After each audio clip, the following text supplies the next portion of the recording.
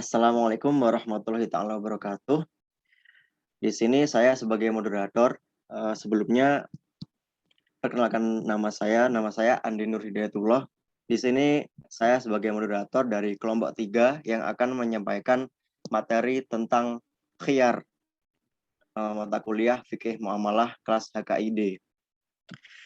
Mungkin langsung saja di sini akan dipaparkan materi yang pertama, yaitu mengenai pengertian khiyar dan seterusnya, yang akan disampaikan oleh Saudara Wisnu. Waktu dan tempat dipersilahkan. Baik, Assalamualaikum warahmatullahi wabarakatuh. Nama saya Andana Wisnuwardana. Di sini saya sebagai pemateri pertama yang akan menjelaskan mengenai pengertian khiyar. Khiyar dalam arti bahasa Arab berasal dari akar kata khoro yakhiru khairon wa khiyaratan, yang dalam bahasa Arab berarti memilih atau pilihan. Secara istilah menurut Samsudin, khiyar adalah hak bagi pelaku untuk meneruskan atau mengurungkan transaksi. Sedangkan Wahbah Az-Zuhaili mendefinisikan khiyar adalah suatu keadaan yang menyebabkan akid memiliki hak untuk memutuskan akadnya, yakni menjadikan atau membatalkan jika khiyar tersebut berupa khiyar syarat, aib, atau ru'yah, atau hendaknya memilih di antara dua barang jika khiyar ta'yin. Jadi kesimpulannya yaitu khiyar adalah suatu pilihan untuk melanjutkan jual beli atau membatalkannya karena adanya kekurangan terhadap barang yang dijual, adanya perjanjian pada waktu akad, atau bisa jadi karena sebab yang lainnya yang mempengaruhi jual beli. Tujuan diadakannya khiyar dalam jual beli itu untuk mewujudkan keuntungan dari kedua belah pihak. Setelah dilaksanakannya akad, dengan adanya hal tersebut, mereka sama-sama rela dan setuju. Berikutnya saya akan menjelaskan mengenai dalil-dalil kehujahan tentang adanya khiyar. Yang pertama itu landasan hukum khiyar terletak di Al-Quran Surat An-Nisa ayat 29.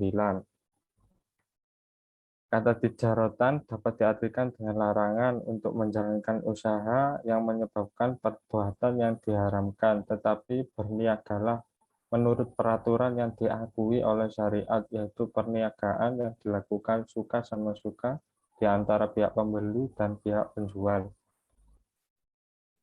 Slide selanjutnya.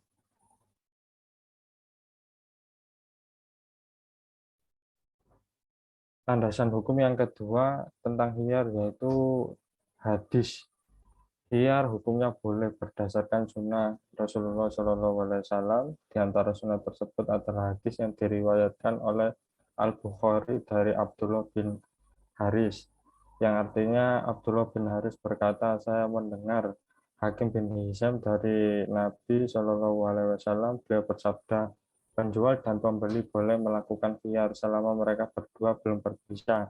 Apabila mereka berdua benar dan jelas, maka mereka berdua diberi keberkahan di dalam jual beli mereka. Dan apabila mereka berdua berbohong dan merahasiakan, maka dihapuslah keberkahan jual beli mereka berdua. Sekian, terima kasih. Itu saja yang bisa saya sampaikan. Saya kembalikan kepada moderator.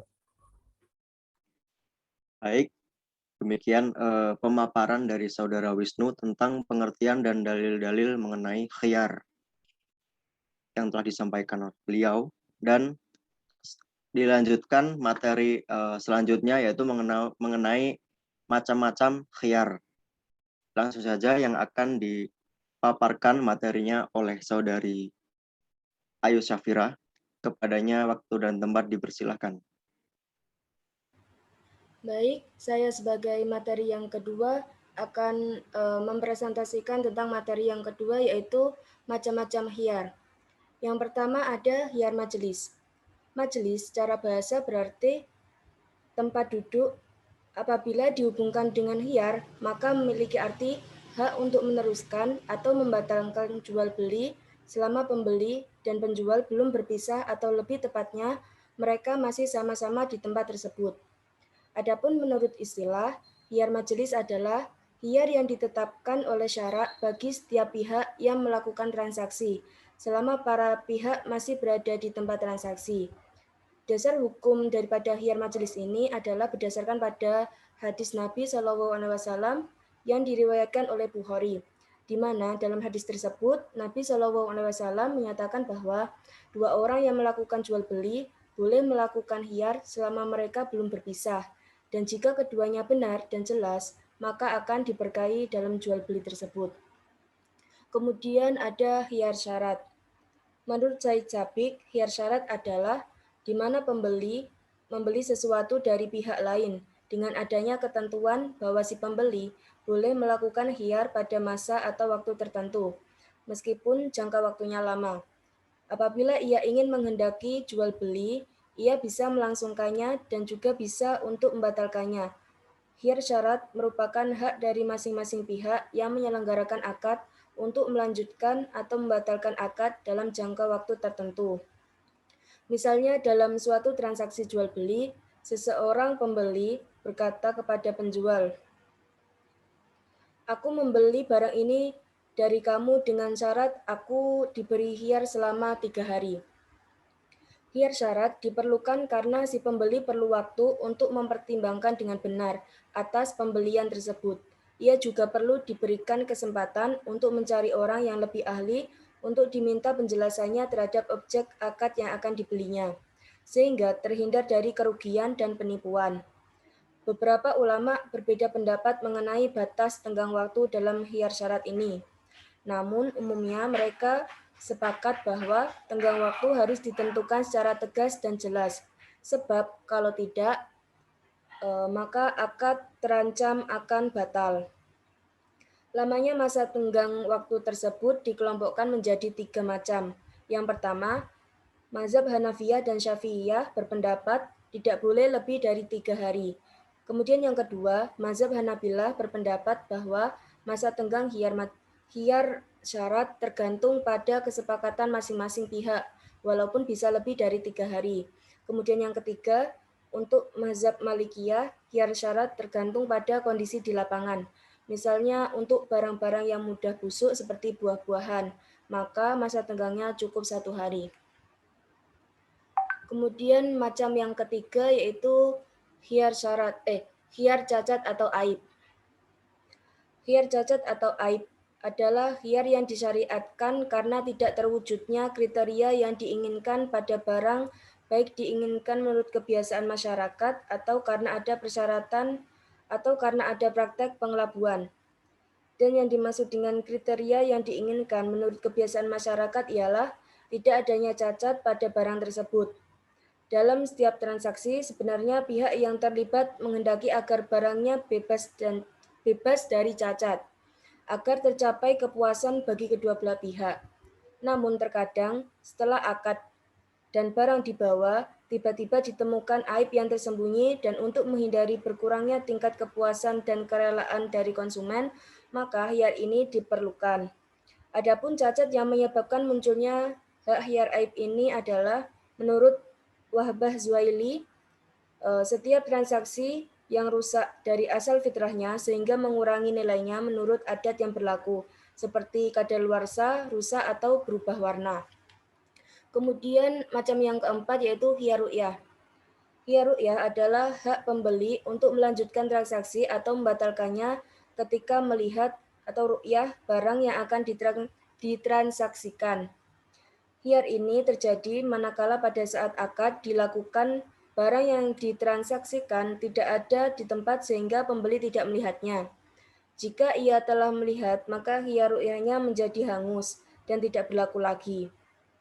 Syarat berlakunya hiyar ini adalah yang pertama, tidak atau belum terlihatnya barang yang akan dibeli ketika akad atau sebelum akad. Yang kedua, barang yang diakadkan harus berupa barang yang konkret seperti tanah, kendaraan, dan rumah. Yang ketiga, jenis akad-akad harus dari akad yang lazim, menerima pembatalan seperti jual beli dan ijarah. Dan hiyar ini tidak berlaku pada akad yang tidak lazim menerima pembatalan, misalnya nikah dan khulu. Kemudian macam yang terakhir, yaitu khiyar ta'yin. Khiyar ta'yin adalah hak yang dimiliki oleh orang yang menyelenggarakan akad, terutama pembeli, untuk menjatuhkan pilihan di antara 3 sifat barang yang ditransaksikan. Biasanya, barang yang dijual dibedakan dengan 3 kualitas, yaitu biasa, menengah atau sedang, dan istimewa. Pembeli diberikan hak pilih untuk mendapatkan barang yang terbaik menurut penilaiannya sendiri tanpa mendapatkan tekanan dari pihak manapun. Dan khiyar ini berlaku hanya pada akad yang mengandung tukar balik seperti jual beli. Tidak semua fuqaha sepakat dengan khiyar ini karena menurut mereka wujud khiyar ini mengindikasikan adanya ketidakjelasan barang yang ditransaksikan. Mungkin cukup sekian presentasi dari saya, kurang lebihnya mohon maaf, saya kembalikan pada moderator. Baik, terima kasih atas paparan materinya mengenai macam-macam khiyar oleh saudari Ayu Safira. Langsung saja dilanjutkan materi yang selanjutnya mengenai contoh khiyar di era modern yang akan disampaikan oleh saya sendiri selaku moderator dan penyampaian materi yang ketiga. Contoh khiyar di era modern. Pada dasarnya, jual beli baik secara langsung maupun online bersifat sama.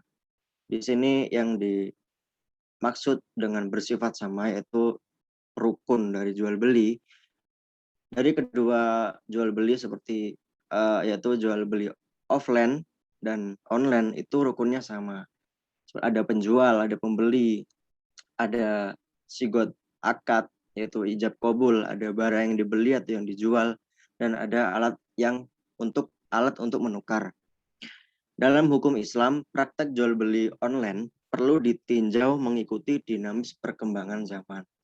Karena pada zaman dulu sebelum adanya perkembangan teknologi seperti saat ini, itu dulu belum ada yang namanya online shop. Maka dari itu saat ini karena ada perkembangan zaman dan ada online shop, maka hukum Islam perlu meninjau mengikuti dinamis perkembangan zaman saat ini. Dan semua hal itu dikarenakan hukum Islam memiliki aturan yang jelas terhadap masalah muamalah. Seperti apa yang kita pelajari saat ini yaitu mata kuliah fikih muamalah yang membahas tentang aturan yang jelas terhadap masalah muamalah. Walaupun juga hukum Islam itu memiliki sifat yang fleksibel dalam penerapan prinsip dasarnya. Walaupun juga memiliki sifat yang fleksibel dalam penerapan prinsip dasarnya. Khiyar dalam jual beli pre-order online shop atau PO terjadi secara tidak langsung ketika pembeli memberikan testimonial kepada owner online shop atau pemilik dari online shop berupa kepuasan, kekecewaan atau komplain, atau kritik dan lain-lain atas barang yang diterima oleh pembeli. Dan hal tersebut dapat dikategorikan sebagai khiyar majelis karena pembeli dan penjual masih dalam satu ikatan transaksi. Pada dasarnya khiyar majelis itu aslinya bisa berlangsung apabila penjual dan pembeli itu terlibat atau bertemu dalam satu majelis atau satu tempat. Dikarenakan perkembangan zaman dan terjadi beberapa kemajuan dan karena fleksibelnya hukum Islam mengenai masalah muamalah, maka di sini khiyar majelis bisa berlangsung dalam online shop apabila pembeli dan penjual masih dalam satu ikatan transaksi. Kemudian jika terdapat kekecewaan dan itu direspon, dan kekecewaan pembeli itu direspon oleh owner atau si penjual dengan memberikan pengembalian barang atau uang, dan barang yang diterima terdapat cacat, maka hal tersebut bisa berlangsungnya khiyar AIB. Mungkin itu dari saya. Pemaparan tentang contoh khiyar di era modern dari saya. Dan cukup sampai di sini pemaparan dari kelompok kami, kelompok 3 mengenai materi khiyar fikih muamalah kelas HKID. Apabila ada yang ditanyakan, bisa ditanyakan pada saat waktunya presentasi. Terima kasih. Apabila ada tutur kata yang salah itu dari kami, apabila ada benarnya itu dari Allah Subhanahu wa taala. Sekian, billahi taufik wal hidayah, ridho wal inayah. Assalamualaikum warahmatullahi taala wabarakatuh.